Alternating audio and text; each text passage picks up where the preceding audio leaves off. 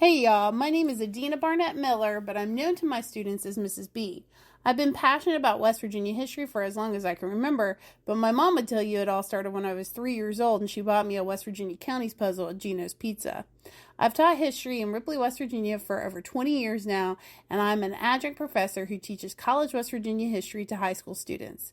Please join me for West Virginia History with Mrs. B, a field trip across the Mountain State to walk in the footsteps of those who came before us. Hey y'all, it is West Virginia History with Mrs. B. We are coming to you today from Point Pleasant, West Virginia, and we're going to talk about a difficult subject, and that is the collapse of the Silver Bridge in December of 1967.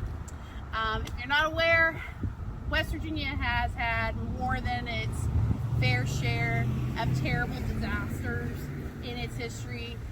Ones that you might be aware of are things like the Marshall plane crash, where the entire Marshall University football team was killed when they were getting ready to land at Tri-State Airport in Huntington. Other things that I can think of right off the top of my head are like the Hawks Nest Tunnel disaster, the Buffalo Creek disaster, where the coal impoundment broke and millions of cubic feet of water flooded Buffalo Creek down in Logan County. We've suffered so many disasters. The worst mining disaster in American history happened in West Virginia at a little town called Monongah, and over 360 people lost their lives. So we have had lots and lots of tragedy in our history, and this is one piece of our tragic history. And so the Silver Bridge was the bridge across the Ohio River that connected the towns of Point Pleasant, West Virginia, and Gallipolis, Ohio. And if you know anything about this part of the world, where I'm from, basically wherever there's a bridge across the Ohio River, for the most part, two towns are one town. So Point Pleasant and Gallipolis are pretty symbiotically connected. You know, you might live in Point Pleasant, work in Gallipolis, or live in Gallipolis and work in Point Pleasant. It's how it's always been. And so on Friday night, December 15th, 1967, at approximately 5:15 p.m., the Silver Bridge, which was called the Silver Bridge because it was painted with aluminum colored paint, collapsed. What made it collapse? It was an eye bar, because it was a suspension bridge, and one of the eye bars broke, and it just basically caused the entire bridge to collapse into the water. There were 31 vehicles on the bridge, and what ends up happening is it's cold, it's December, and 46 people are going to die in this disaster, and 9 of them will be injured. And so if we look around, I'm going to show you a little bit of where we are. So if we just turn, at one time, this road right here was US Route 35, and it came right through town. This building right here, where my finger's pointing, this is the Mason County Courthouse, because Point Pleasant is the county seat of Mason County. And so this was, you know, downtown central, like where everybody came through town. And so then, if you turn around where we were, if you look that way, there used to not be a flood wall. There is a flood wall now. What you could see, if the flood wall wasn't there, is the little community of Canaga, which is on the other side of the bridge. And if you turn left off the bridge, you'll go right into downtown Gallipolis. And so this was a very, very busy place.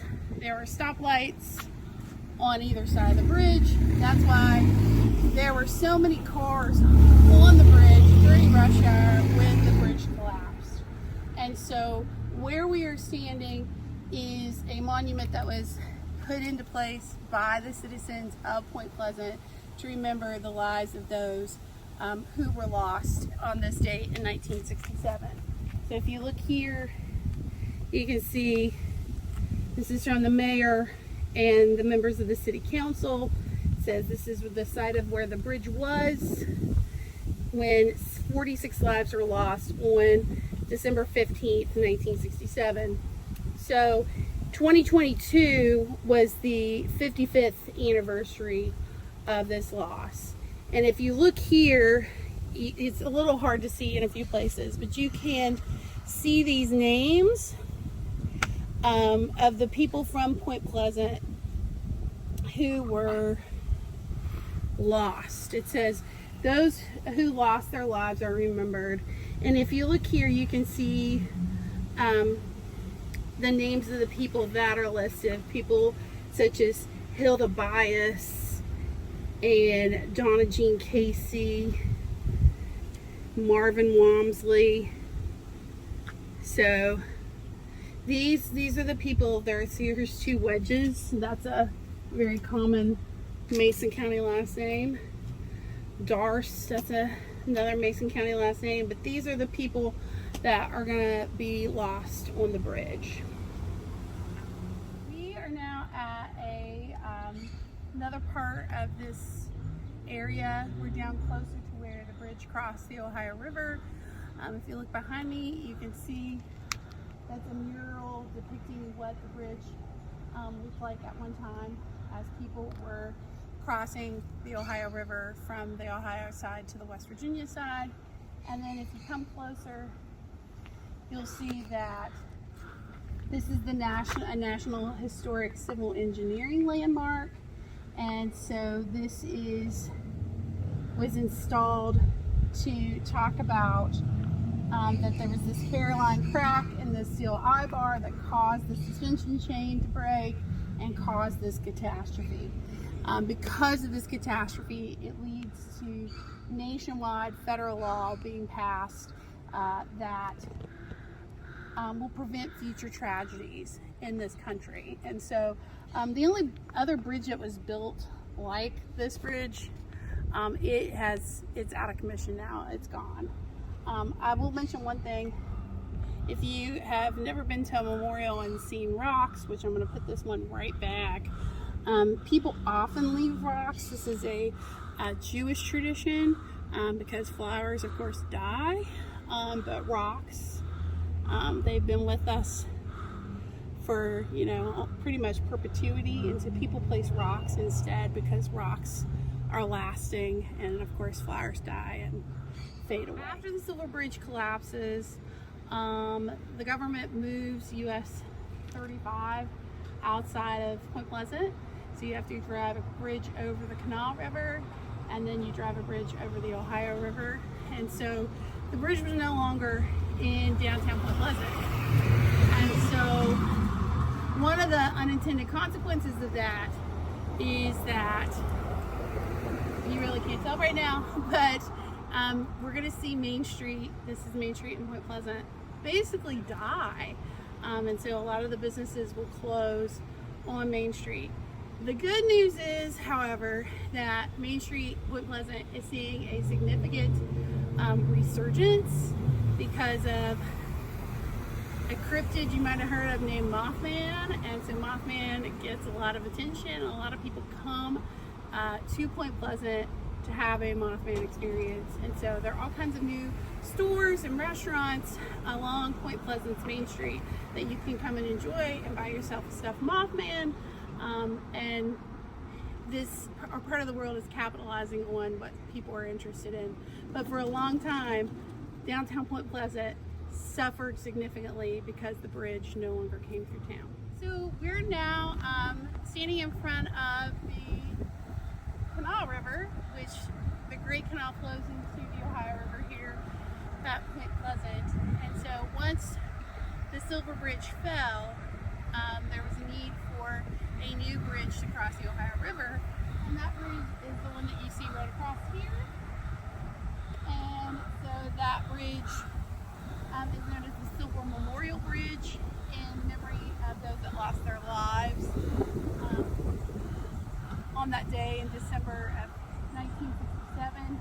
And so while they were building this bridge, there was a ferry, which you can see over there. If you look through the trees, you can see where the ferry dock was at one time. But because the bridge was moved out of town, Chesapeake had to have a bridge across the canal. There used to be a really rickety, scary bridge across the Kanawha River, but the state of West Virginia replaced it with this lovely bridge that you can cross now, and it's not as scary as the old one used to be.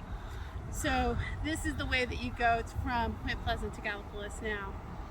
Just to keep in perspective, the bridge that crosses here, when it was gone, the Silver Bridge was gone, you either had to go all the way up to Mason, which is about 15 miles up the river, and cross to go to Pomeroy, or the next closest bridge southward is at Huntington, which is another 45 minutes of a drive at least from where we're standing right now.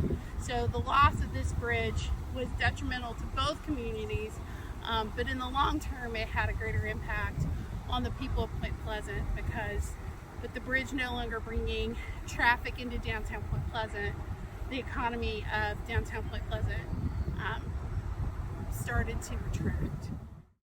Thanks y'all for watching. Please like, share, and subscribe to West Virginia History with Mrs. B on both Facebook and YouTube.